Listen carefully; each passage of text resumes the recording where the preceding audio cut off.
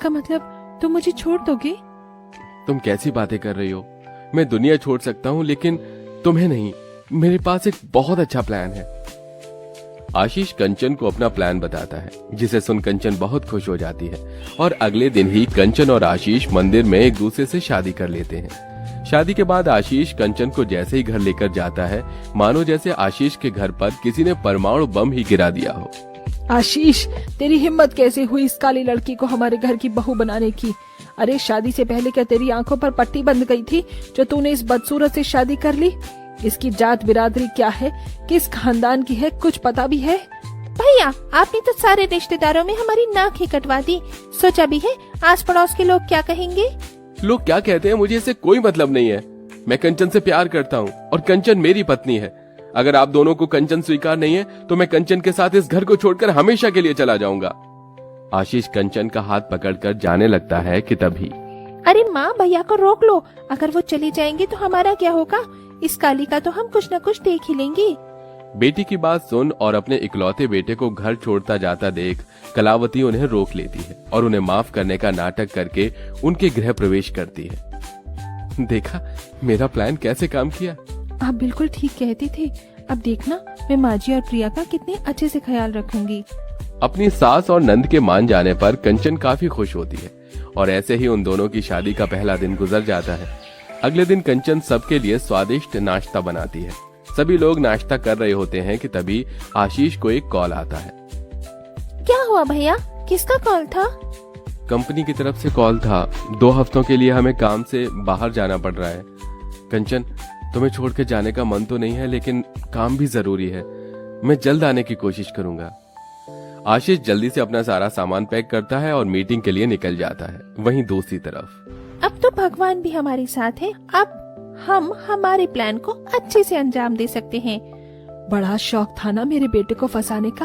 अब देखना कैसे इसका हाल करते हैं हम। ये लो प्रिया, तुम्हारी कॉफी। ये कैसी कॉफी बनाई है तुमने? बिल्कुल अपनी तरह काली कर दी मेरी कॉफी। इतना कहकर प्रिया गरम गरम कॉफी का गिलास सीधा कंचन के हाथ पर फेंक देती है, जिससे कंचन का हाथ जल जाता है। मेरा हाथ। कंचन को दर्द में रोता देख प्रिया मुंह बनाकर वहां से चली जाती है, जिसके बाद कंचन अपने जले हुए हाथ पर कोलगेट लगाती है और किचन में जाकर काम करने लगती है। तभी थोड़ी देर में किचन में गुस्से से तिलमिलाती कलावती आती है। अभी तक तुझसे बर्तन नहीं धुले, खाना कब बनाएगी? इतना कहकर कलावती कंचन के बाल पकड़कर उसे खींचने लगती है। छोड़ दीजिए माँ जी, बहुत दर्द हो रहा है। भगवान के लिए मुझे छोड़ दीजिए। ये बात तुझे तब समझ नहीं आई जब तूने मेरे बेटे को अपने प्यार के जाल में फंसाया। अब देख जा कैसे मैं तेरा जीना हराम करती हूँ। अपनी सास और नंद का ऐसा बर्ताव देखकर कंचन समझ जाती है कि उसके पति के सामने उसकी सास और नंद ने उसे माफ करने का सिर्फ नाटक किया था, लेकिन कंचन के साथ आगे क्या क्या होने वाला था वो इस बारे में सोच भी नहीं सकती थी। ये सारे कपड़े ले और छत पर जाकर इन्हें अच्छे से धो देना। लेकिन प्रिया, छत पर तो बहुत तेज धूप हो रही है। इतनी गर्मी में मैं कपड़े कैसे धोऊंगी? तो तू कौन सी अप्सरा है जो धूप में काम करने की वजह से काली हो जाएगी? कंचन चिलचिलाती धूप में बैठकर छत पर पसीना बहाकर अपना शरीर जलाकर कपड़े धोने लगती है। तभी हाथों में ढेर सारे सूखी लाल मिर्च लिए कलावती आती है। अच्छे से पीस देना, अगर ठीक से नहीं पीसा तो तुझे पीस कर रख दूंगी, समझी? जैसे तैसे धूप में कपड़े धोकर कंचन लाल मिर्च पीसने लगती है, लेकिन हवा चलने की वजह से पाउडर धीरे धीरे कंचन की आंखों में जाने लगता है। मेरी आंखें, भगवान ये क्या हो रहा है मेरे साथ? बेचारी कंचन का उसके ससुराल में पहला दिन रोते हुए निकल जाता है। घर का सारा काम खत्म कर कंचन सोने के लिए चली जाती है।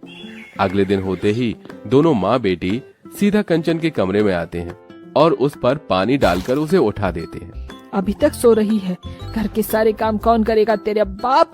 बेचारी कंचन का उसके ससुराल में पहले दिन की थकान ठीक से उतरी भी नहीं थी कि कंचन जल्दी से उठती है और घर के सारे कामों में लग जाती है।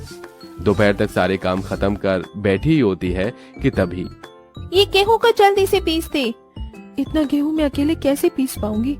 क्या यहाँ कोई आसपास चक्की नहीं है? जब तुझ जैसी नौकरानी हो तो बाहर पैसे क्यों देना? अपने नंद के मुंह से ऐसी बातें सुनकर कंचन को बहुत दुख होता है, लेकिन अपने काले रंग को कोसते हुए कंचन अपनी सास और नंद के कहे हुए सारे काम करती है। 2 दिन में ही इस कंचन का तो हमने हाल बेहाल कर दिया। बस 2 दिन और बेटा, फिर देख कैसे ये दुम दबाकर यहाँ से भागती है। कंचन के उसके ससुराल में 2 दिन गुजर जाते हैं और आज तीसरा दिन होता है। कंचन ने 2 दिन से कुछ भी नहीं खाया होता। रात की बची सूखी रोटी लेकर कंचन एक कोने में बैठकर खाने लगती है कि तभी उसकी सास आती है और वो रोटी उससे छीन लेती है। 2 दिनों से पेट में एक भी अन्न का दाना नहीं गया है, वो सूखी रोटी तो खाने दीजिए। रोटी खाएगी तो घर के काम कैसे करेगी? अगर रोटी खानी है तो जल्दी जल्दी से घर के सारे काम कर दे। एक सूखी रोटी के लिए कंचन नौकरानी की तरह घर के सारे काम करने लगती है। कंचन को इतनी बुरी हालत में भूखा प्यासा देखकर कलावती और प्रिया मन ही मन काफी खुश होते हैं। ये ले लिस्ट और जाकर बाहर से सब्जी और राशन ले आ। कंचन कड़ी धूप में ऐसी हालत में बाहर जाकर सब्जी और राशन लेकर घर लौट रही होती है कि तभी कलावती और कंचन घर के गेट पर ताला लगाकर घूमने के लिए निकल जाते हैं। माँ जी और प्रिया कहाँ चली गई? अब मैं क्या करूँ? ये तो कोई छाँव में नहीं है, मैं इतनी धूप में बाहर कैसे रहूंगी? कंचन सारा सामान लेकर घर के बाहर कड़ी धूप में बैठ जाती है। वहीं दोनों माँ बेटी शॉपिंग और मूवी देखकर शाम को घर आते हैं और देखते हैं कि धूप में बैठे बैठे कंचन बेहोश हो गई है, जिसे देख प्रिया कंचन को पैर मारकर उठाने लगती है। उठ और जल्दी से हमारे लिए खाना बना। हे भगवान, मुझ पर क्यों अत्याचार हो रहे हैं? वो तो मैं सह रही हूँ, लेकिन ऐसा ससुराल और किसी को मत देना। ऐसे ससुराल को देने से अच्छा कि उस लड़की को जिंदगी भर कुंवारा ही रखना। सोचा था इस घर में मेरी आरती ही उठेगी, लेकिन मेरी सास और ननद तो 4 दिनों में ही मेरी जिंदगी तबाह करके रख देंगे।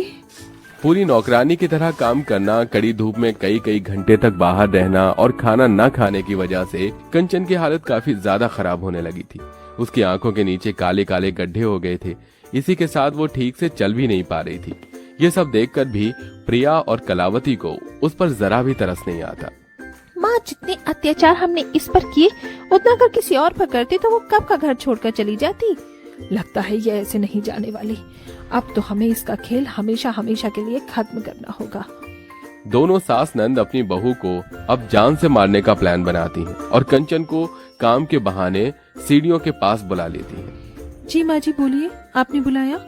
खराब तबीयत की वजह से कंचन की आंखें ठीक से नहीं खुल पा रही थी, जिसका फायदा उठाकर कंचन की नंद उसे सीढ़ियों पर से धक्का दे देती है, जिससे कंचन के सिर पर गहरी चोट आती है और वो बेहोश हो जाती है। ये सब देखकर कलावती और प्रिया काफी खुश हो रही होती हैं कि तभी वहां उनकी पड़ोसन शांति आ जाती है और कंचन की ऐसी हालत देखकर काफी डर जाती है। हे भगवान, ये कंचन बहू कैसे गिर गई? पता नहीं आंटी, अचानक चक्कर आई और बेहोश हो गई।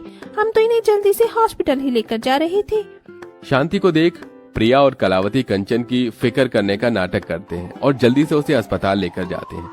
शांति आशीष को कॉल करके सारी बात बता देती है और अपनी पत्नी की ऐसी हालत के बारे में सुन आशीष भागा भागा अस्पताल आता है।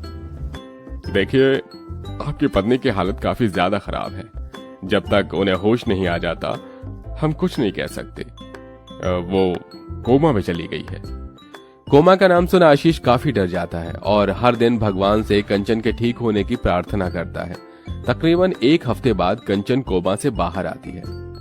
कंचन, तुम ठीक तो हो ना? बताओ, ये सब तुम्हारे साथ किसने किया? मैं उसे छोड़ूंगा नहीं। अपने बेटे और भाई की बात सुन प्रिया कलावती काफी डर जाती हैं कि तभी कंचन, भला मेरे साथ ऐसा कोई क्यों करेगा? वो तो बस थोड़ा ज्यादा काम कर लिया ना, इसलिए मैं तबीयत खराब हो गई मेरी। मैं बिल्कुल ठीक हूँ। तुम सच कह रही हो ना कंचन? देखो, कभी ऐसा मत करना, अपना अच्छे से ख्याल रखना। चलो तुम आराम कर लो, मैं तुम्हारी दवाई लेकर आता हूँ। आशीष दवाई लेने के लिए बाहर चला जाता है। अपने इतना सब कुछ करने के बाद भी कंचन को आशीष को कुछ न बताता देख अब कलावती और प्रिया को शर्मिंदगी महसूस होने लगती है। मैं जानती हूँ आप दोनों यही सोच रहे हो कि मैंने आशीष को क्यों नहीं कुछ बताया। अगर मैं उन्हें बता देती तो वो आप दोनों को छोड़कर मुझे यहाँ से दूर ले जाते, और मैं नहीं चाहती कि इस उम्र में वो आप दोनों को अकेला छोड़ दे। कंचन बहू, हमें माफ कर दे, हमसे बहुत बड़ी गलती हो गई। सिर्फ तेरे काले रंग की वजह से हमने ये सब तेरे साथ किया। हाँ भाभी, हमें माफ कर दो, हम तो सच में बहुत बड़ी भूल कर गए। अपनी सास और नंद को अपनी गलती का एहसास होता देख कंचन उन्हें माफ कर देती है, जिसके बाद अब दोनों सास और नंद मिलकर कंचन का काफी अच्छे से ध्यान रखते हैं और उसके काले रंग को भूल उससे बहुत प्यार करते हैं।